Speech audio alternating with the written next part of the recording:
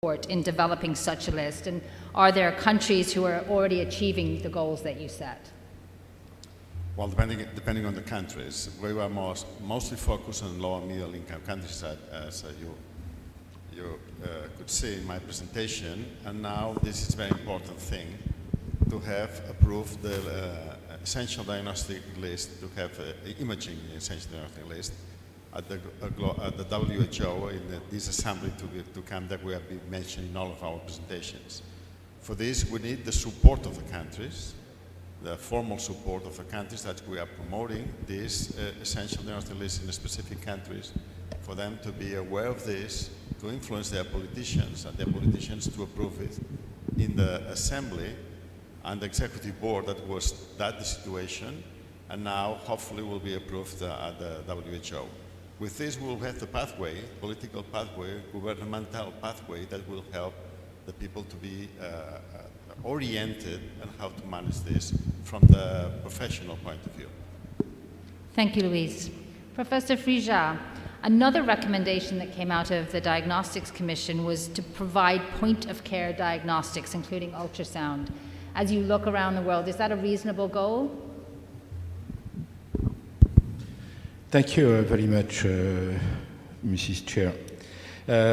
I think that if we want, and was clearly shown in the two previous talks, that if we want to have any chance to see our vision implemented, we have to integrate this vision into some big accepted concept.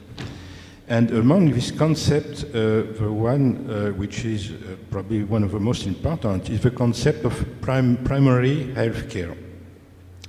And this is not a new concept, because this concept was pushed in 1978 for the first time, and then again in 2018, and then again in 2020 by WHO, and then again in 2023 by the Lancet Commission Diagnostics. So this concept of primary health care is very well established and recognized, and it has the highest priority in WHO agenda. So it is, in my opinion, a driving concept. So why it is a driving concept? Because this concept addresses 90% of the needs of a country in terms of health services. So it's not a small thing, it's a big thing. So what means this concept? We have to understand. This concept means we have to have a shift from health systems away from specialists and hospital-based service, but towards primary health care. And one must say that for us academic people, it's a big change, because it is very unusual. So, could imaging contribute to the implementation of primary health care? The answer is definitely yes. Why? Because we have today at our disposal several tools which are on the market, and one has to buy them and use them. First, ultrasound, and namely small portable handheld ultrasound, which have been developed for responding to a limited number of clinical questions, but these questions, it induces pregnancy and even to follow the delivery, which is extremely important in these countries. And X-rays, today you have X-rays, you can put the X-ray into a bag, a small bag. And more recently, ultra-low field and low-cost MRI, which are still in operation in America, have been developed. So what have in common all these modalities? All of them, they are mobile or even portable. They are power-wise independent. That means they could be battery operated and assisted by solar panels. And that could be artificial intelligence assisted, and they are connectable to internet and thus open the door of teleradiology organization at the country level.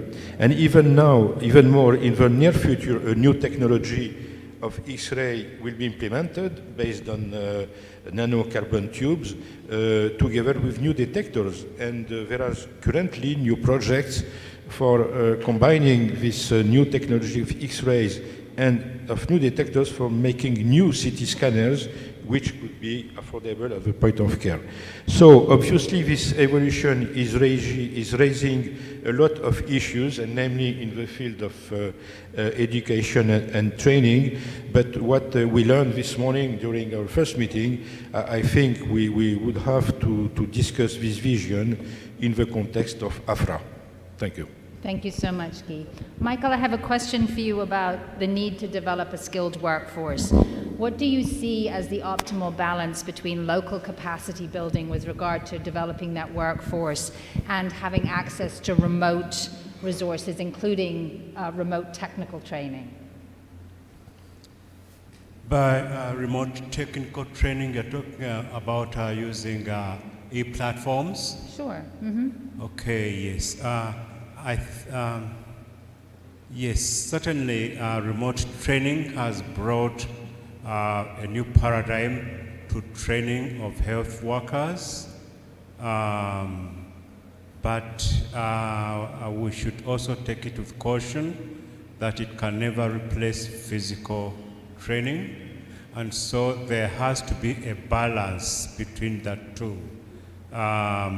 Whereas the knowledge can be acquired using remote training, e-learning, health, medicine, and radiology, as we know, is a lot hands-on, and so the physical contact is something which is still very important. Of course, there can be use of videos. There can also be use of simulation, simulation facilities, simulation rooms, and these may be like online programs, but it could also be simulation, virtual simulation, where you actually like you're in a real world.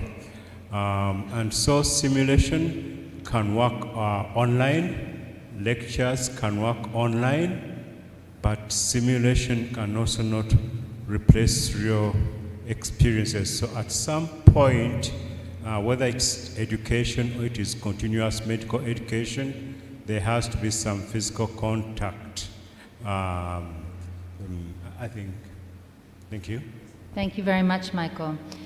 Don, we talked about the need to educate our regulatory partners and develop the appropriate regulatory frameworks to drive safe and appropriate imaging.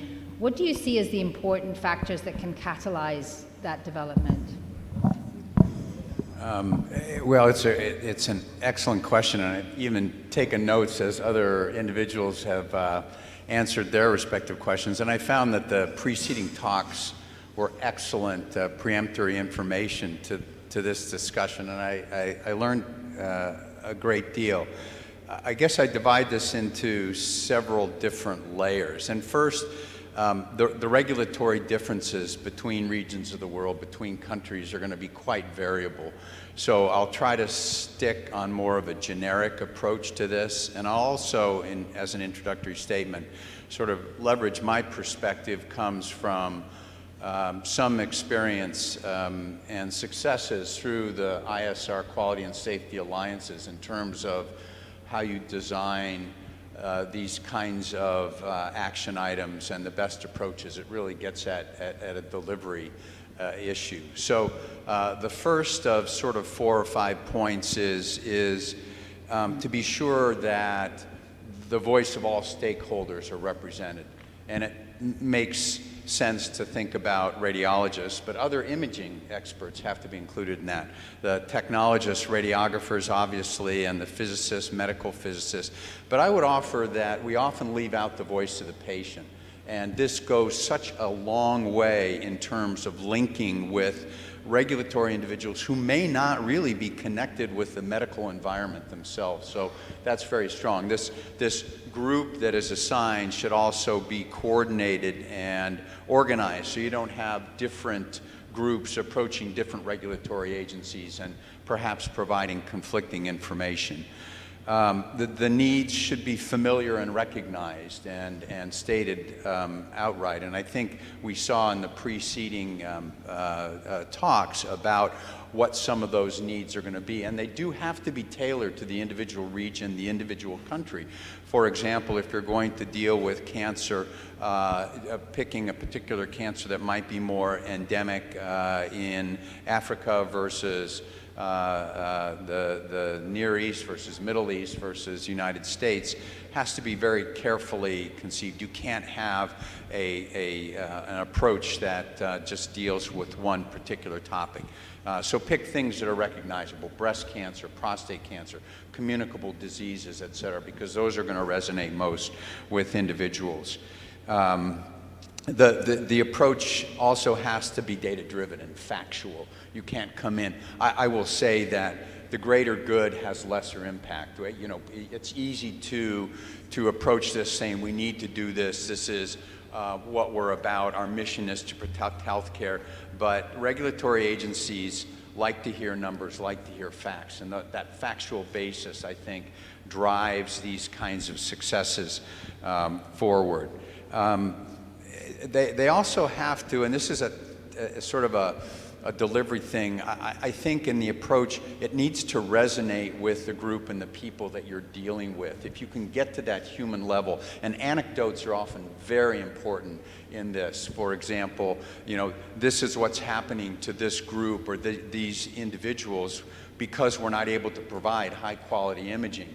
And even to have a patient testimonial, again, gets at this idea of having much more impact that way. The proposal itself should have measurable goals. Obviously, we want to improve healthcare, but that long-term goal is sometimes difficult to say. So to approach a regulatory agency and say, well, we want to drop cancer death by X% over 5 to 10 years is good, and that should be in the background, but clearly define things more like, we want to create an organization. We're going to survey and see about the penetration of our efforts throughout the healthcare system.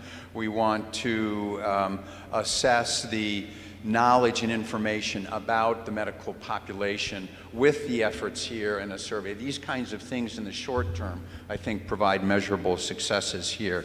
And I would say overambition makes good intentions mortal too. So keep things scalable, keep things targeted here. And one important thing too, the lessons that we've learned through the Quality and Safety Alliance is when you talk to an agency, a regulatory agency, a health ministry, if you know their mission and what are the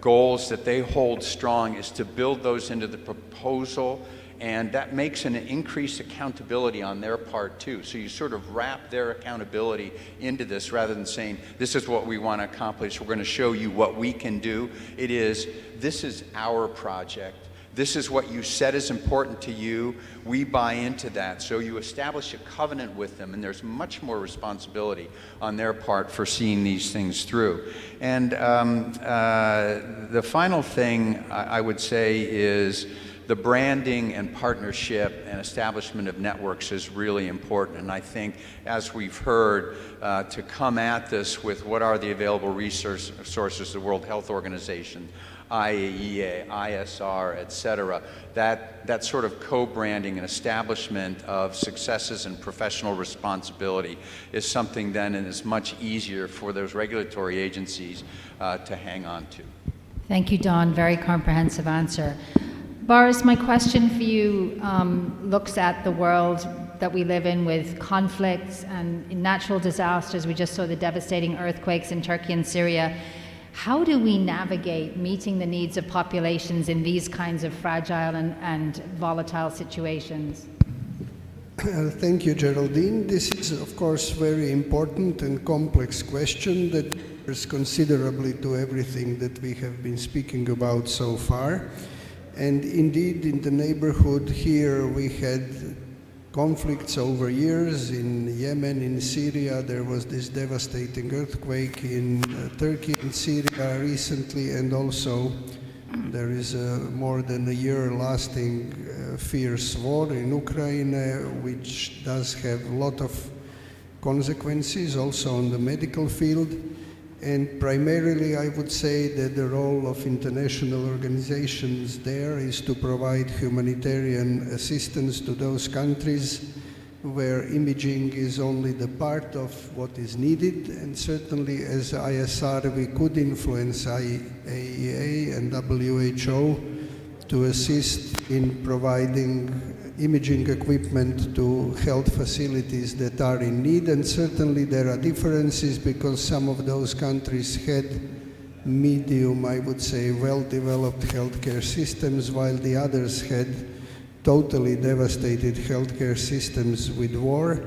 And certainly I have witnessed that European Society of Radiology was involved at the beginning of war in Ukraine by assisting Ukrainian radiologists considerably, mostly in educational needs, but I think that they do need big assistance in imaging equipment, in, so to say, field hospitals or health units in the areas of war, because there certainly cancer is not the problem, but direct consequences of war like trauma and emergency imaging, which really helps to save lives. So the role of our society would be there to help and talk with World Health Organization, with IAEA, to help them organize humanitarian assistance where imaging equipment should be part of this assistance, as well as education in specialized fields of so-called war medicine. But there are some experiences in Europe in this field as well. Thank you so much, Boris. We started a little late, so I think we have time for a couple of questions, if there are any from the audience. While you're thinking about those, Luis, let me ask you one more question, which is, given the promise of AI and technology's critical role, how do we promote ethical innovation? Well, you're right. You have artificial intelligence everywhere in our daily practice at the institutions. We're thinking how to answer this question. And probably the best way is, first of all, to learn how to do it locally. In our institution, we have an ethical committee in a specific track for these digital AI-based applications that we are learning how to manage this in a specific institution.